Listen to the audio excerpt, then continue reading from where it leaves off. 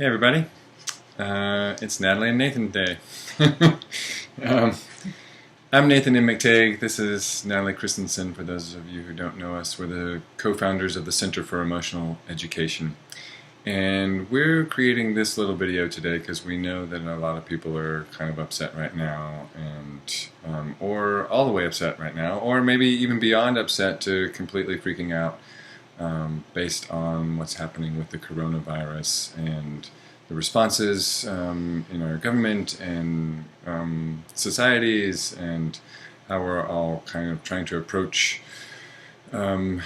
navigating this time period and the various difficulties, whether it's in work or in your home or health or any of the places where difficulties might be showing up for you at this time. I know some people are even just really freaked out about having to be at home as much as they are.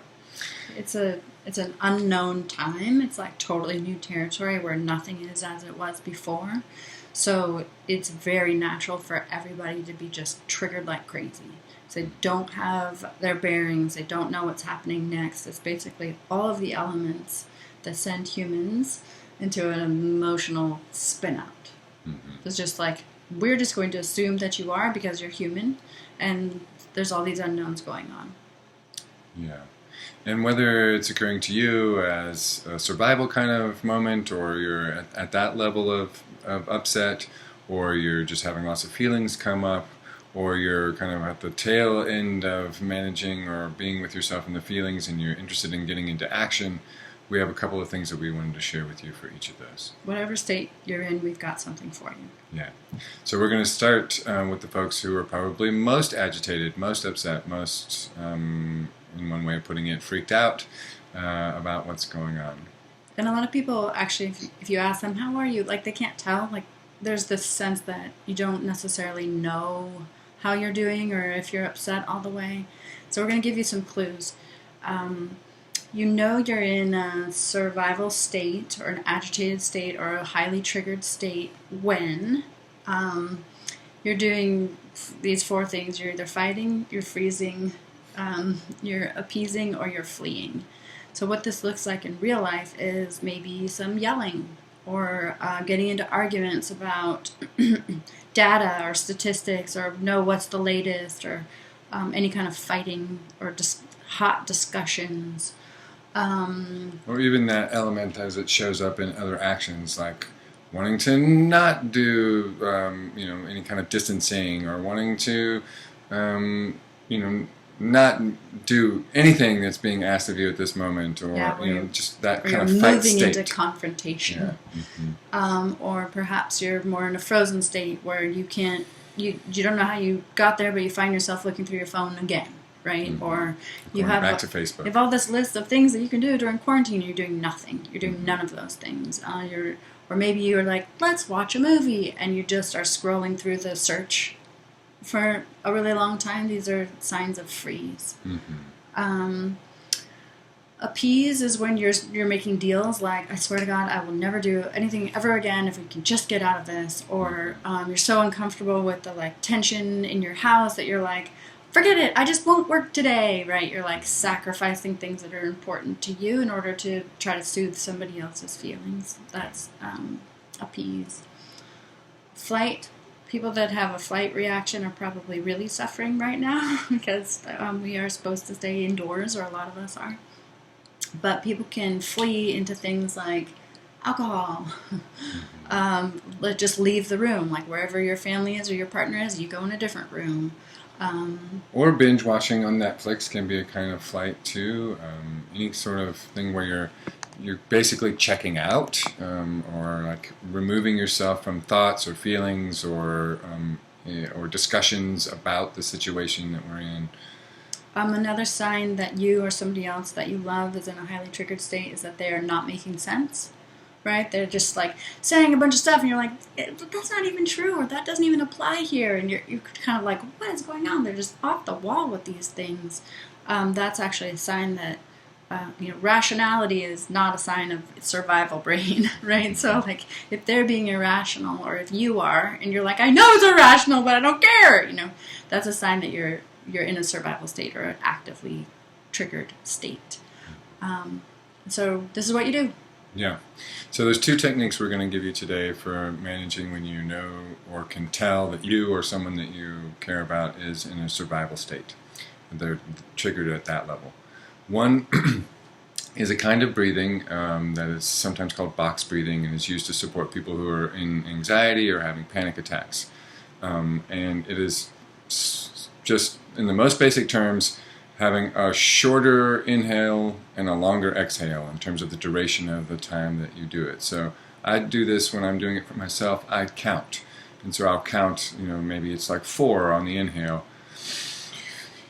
And then slower on the exhale, outhale I almost said, and counting to like 6.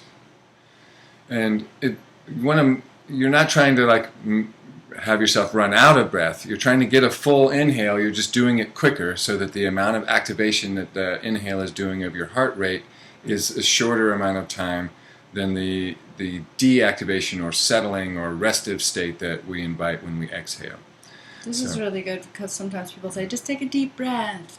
And it's like that's counterintuitive when you're really freaked out. But this, you can take a freaked out intake as long as your exhale is longer. Yes, yeah, that's pretty great. Yes, and 2, you want to make sure that you're breathing in this way when you're trying to calm yourself or reach a calmer state. Because if you have a longer inhale and a shorter exhale, then you're signaling to your system that you're in more of a survival state, and so your system will respond by getting more activated and more likely to drive you toward instinctive reactions. So again, it's a full but shorter duration inhale and a full but longer duration exhale. And so it looks sort of like this.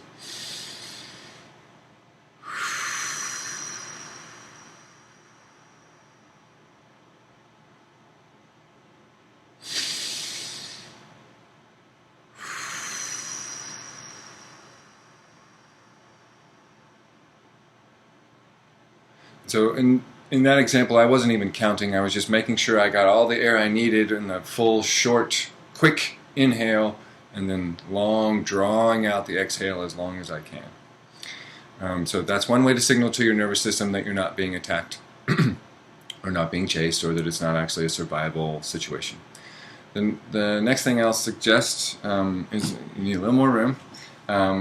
And it's, again, signaling to your nervous system, you're fine, that you're not actually in a state of having to flee from a tiger or fight off the lion or hide from the bear or anything like that. AKA you'll feel better after doing this. Yes, and so this is designed to help your nervous system come down a little bit off the ledge, so to speak.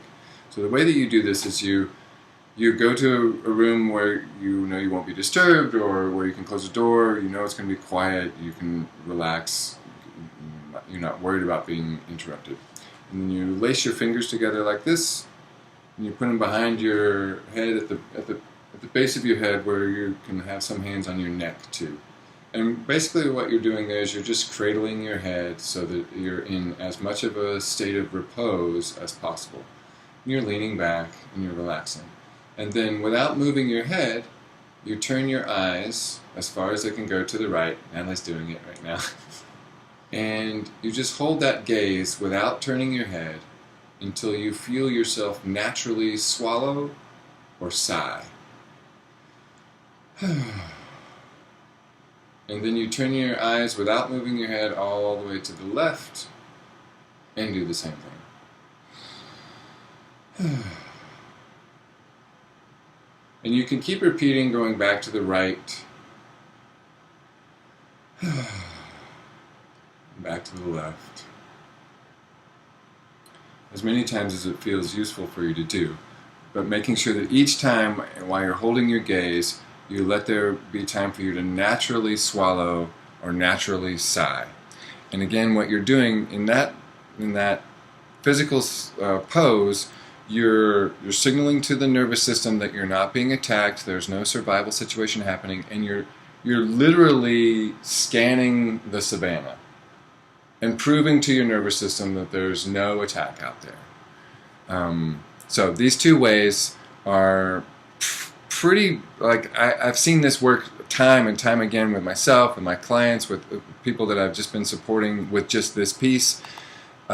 If you give yourself over to one of these activities that we just described for at least 3 or 4 or 5 minutes, then you will definitely feel your nervous system start to resolve, start to re-regulate.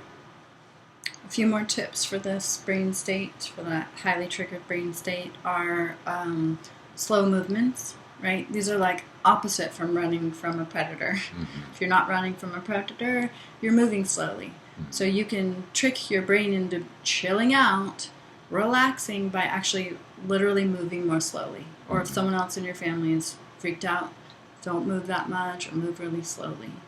Also, proximity to somebody else that's more regulated or feels safe to you, that's calming to the system.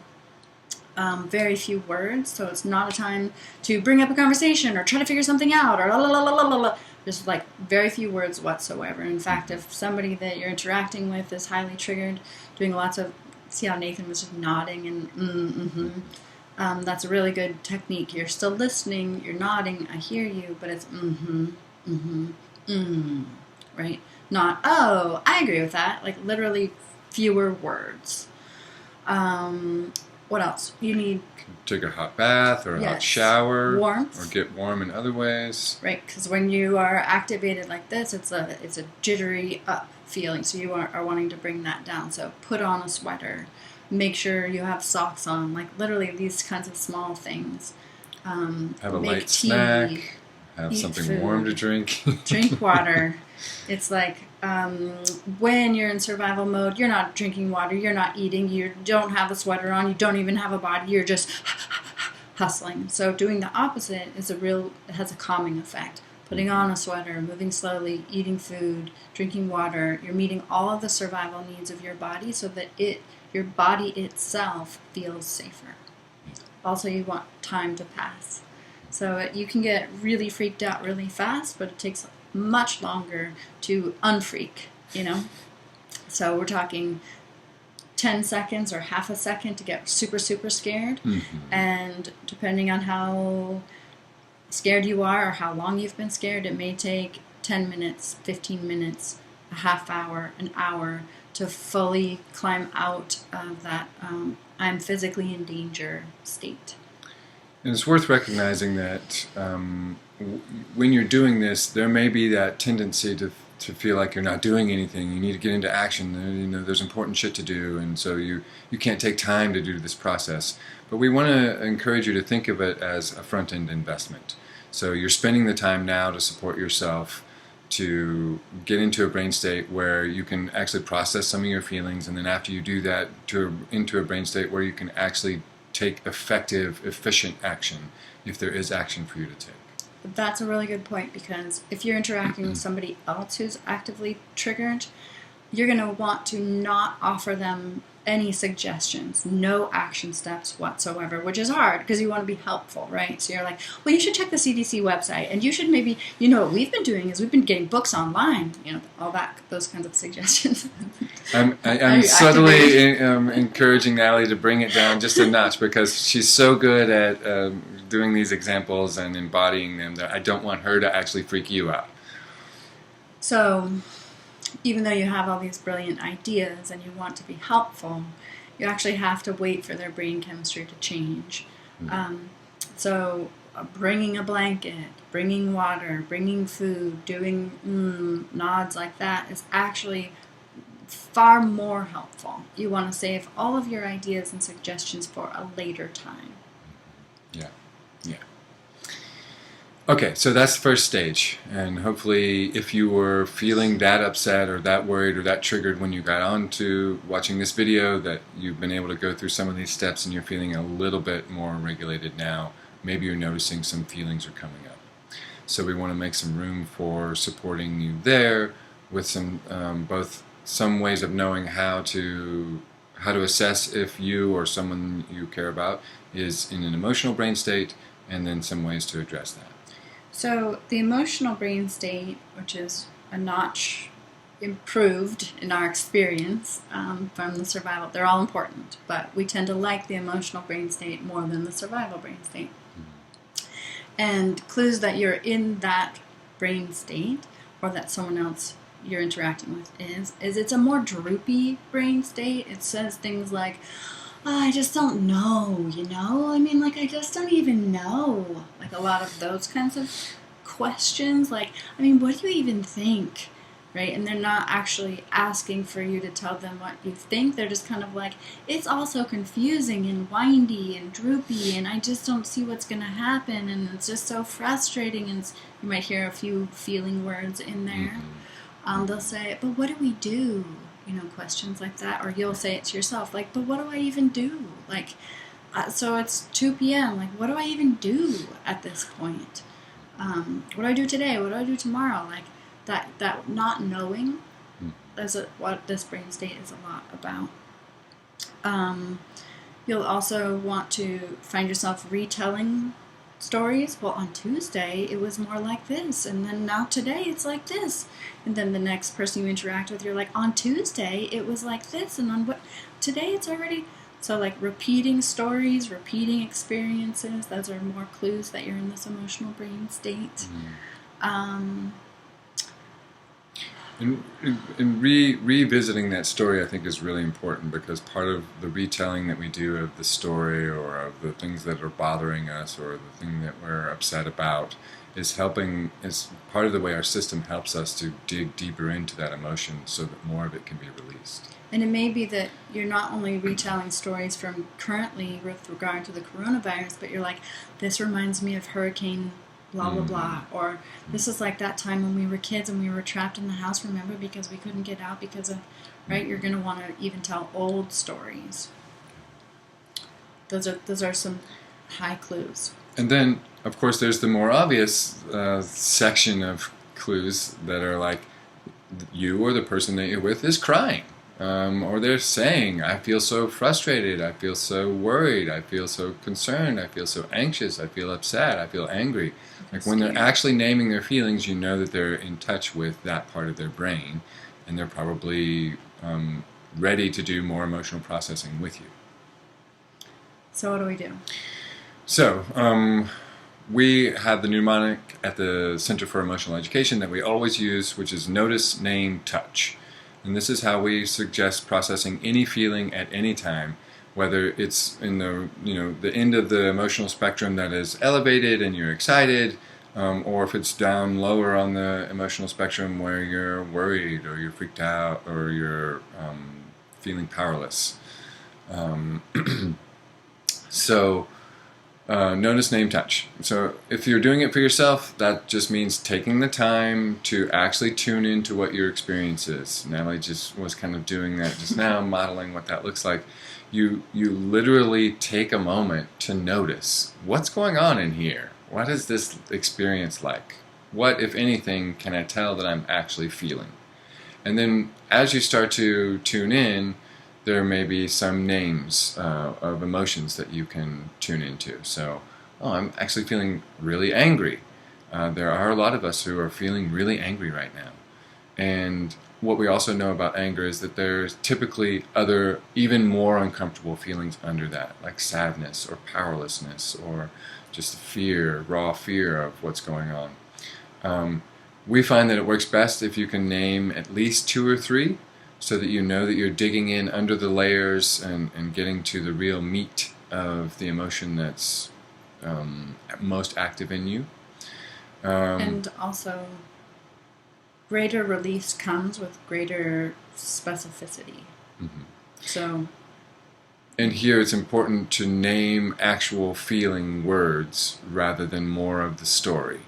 Noticing is involved with the story, and if you want to dig deeper into the emotion, that's involving story. But when you're naming the emotions, you want to be conscious to just name those actual emotions, because the names of those emotions matter. Yeah, and they enter into your brain and the brain of the person that you're sharing with in a different way than talking about the story. So I could say to Nathan, I just feel really isolated and like just really like left out and just kind of like in the dark about stuff, and I just feel like nothing is ever gonna change, and like I just feel like we're really gonna just like be in this mess forever. And he can nod and do that, and I actually don't receive a lot of connection from that. I don't receive the relief that I need in this moment. Whereas if he was to help me, or if I knew already to look for the feelings instead, I could say, instead of isolated, I could say, I feel isolated, and that's really, I feel really lonely about that. And I feel really worried that this is just the state of things from now on. And I feel so powerless, because even if I wash my hands all the time, like I could still get coronavirus, I could still pass it on, or I just feel so devastated that this is what's happening for me. And then he nods and he says, I hear that. And I've actually now been seen, like my actual soul and spirit have been seen, whereas before you were just seeing my story, which is not me. Right.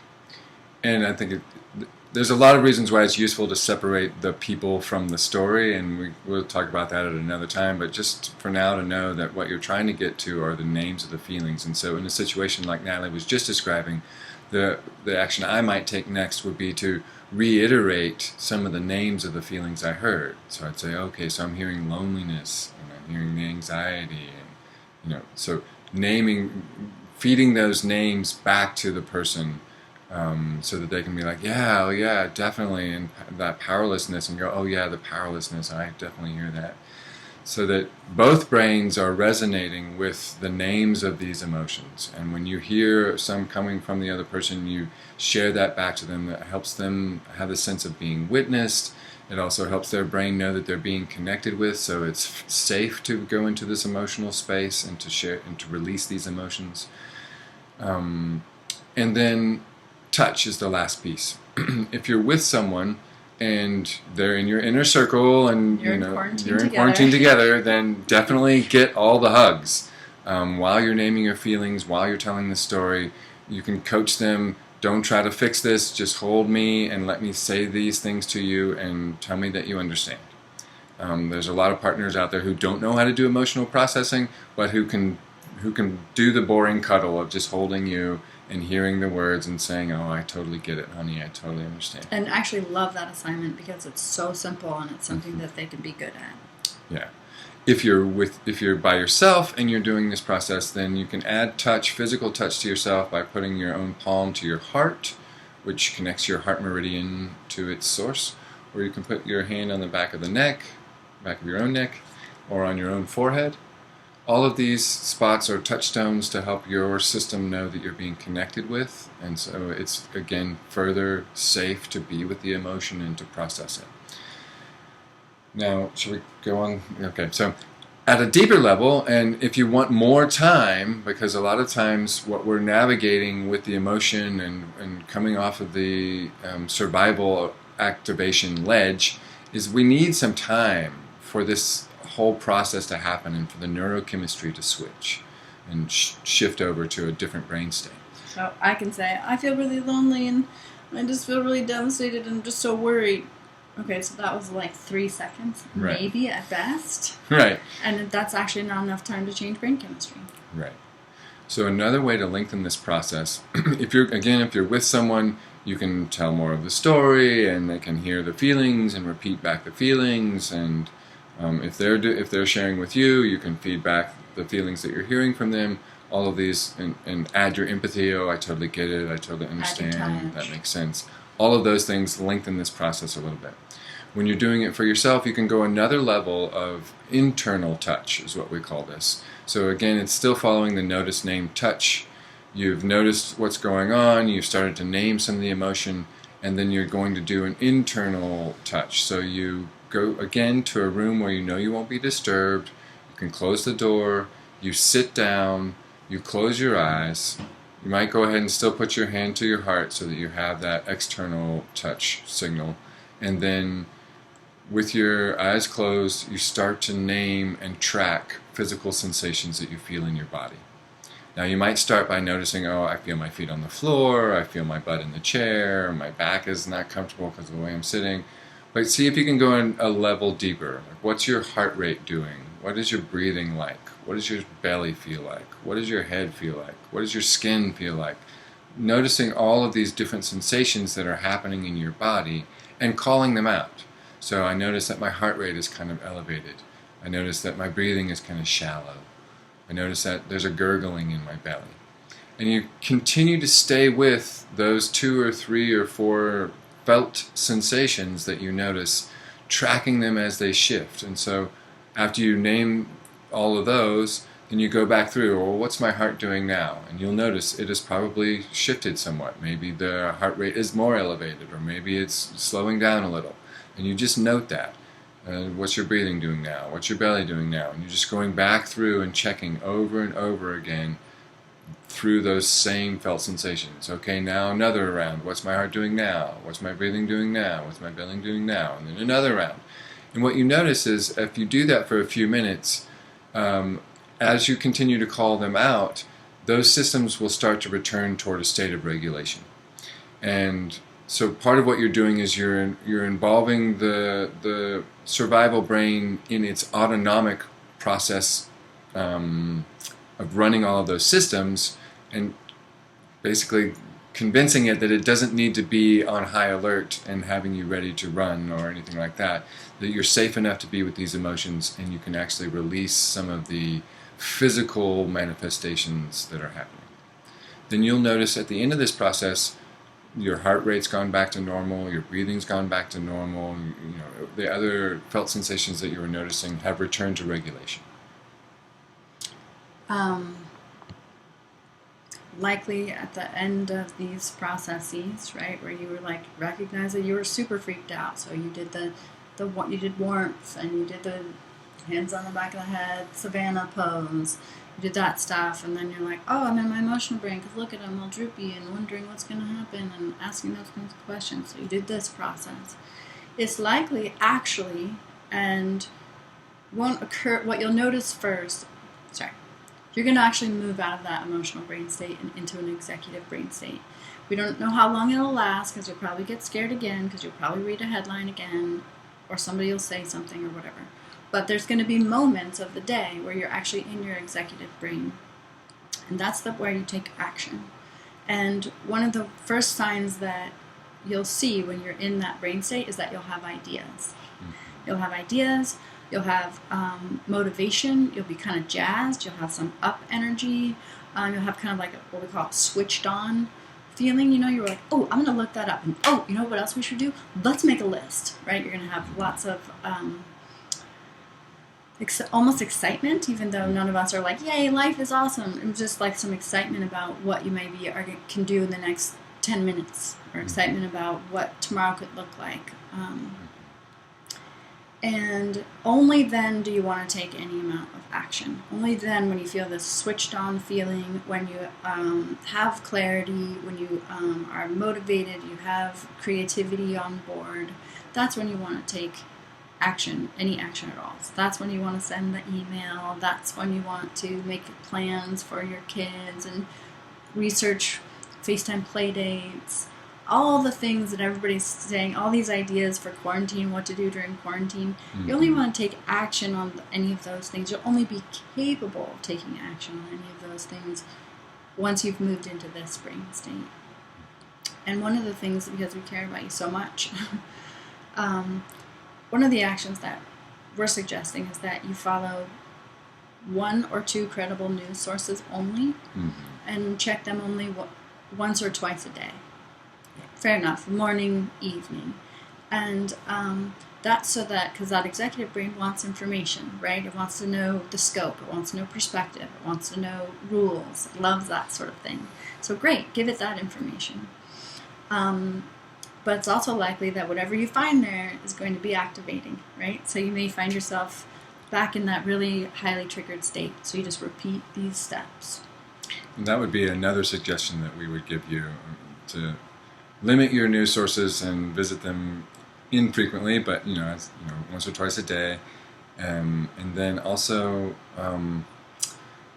probably even on your own personal device, set a reminder so that 2 or 3 times a day you're just reminded from an external source to check in with yourself and see what you're feeling.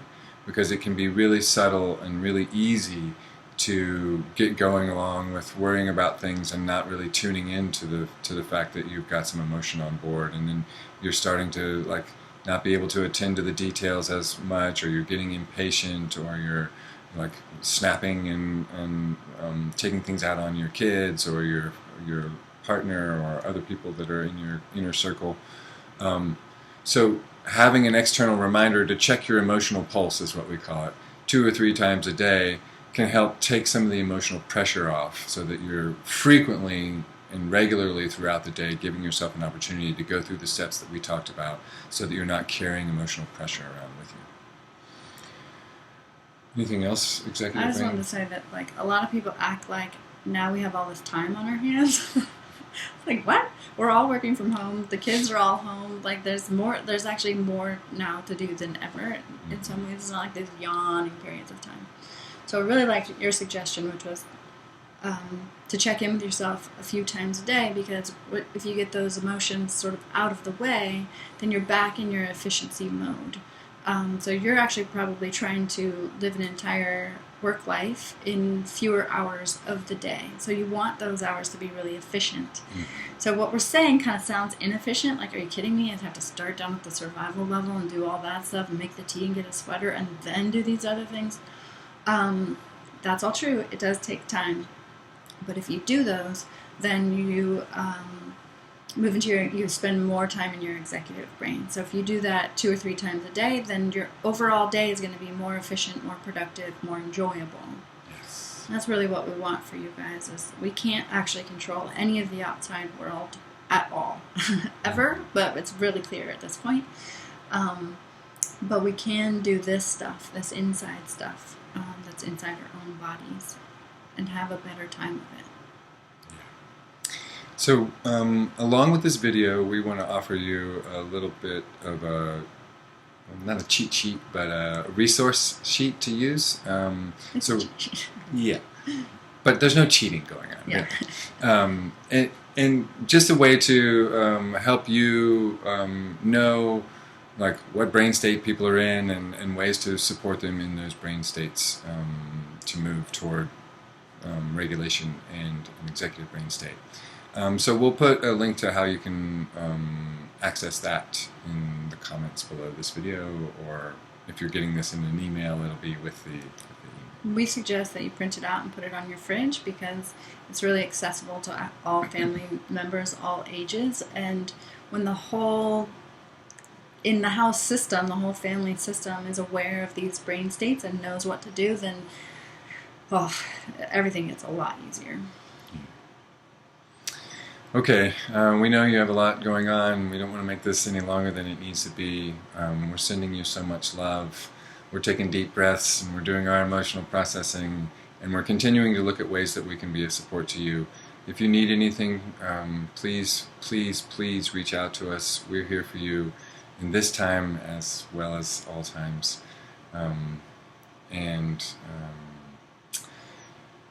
We're going through this together, and we're doing our own work on it, and to help ourselves get through it. So we know what you're going through. This is a time for us, even though we're all trying to honor and respect the suggestions for social distancing, we want to put in a plug for physical distancing and social connection, because we know that in times like these especially, it's really, really powerful and useful and necessary for us to continue connecting with our loved ones. So in whatever ways feel right to you, we encourage you to definitely reach out to people as face-to-face as possible, or ear-to-ear if you're on the phone. Those tend to work way better for our brains than methods like texting. So please do stay connected to your loved ones. This is a really important time for that. All right. Be well.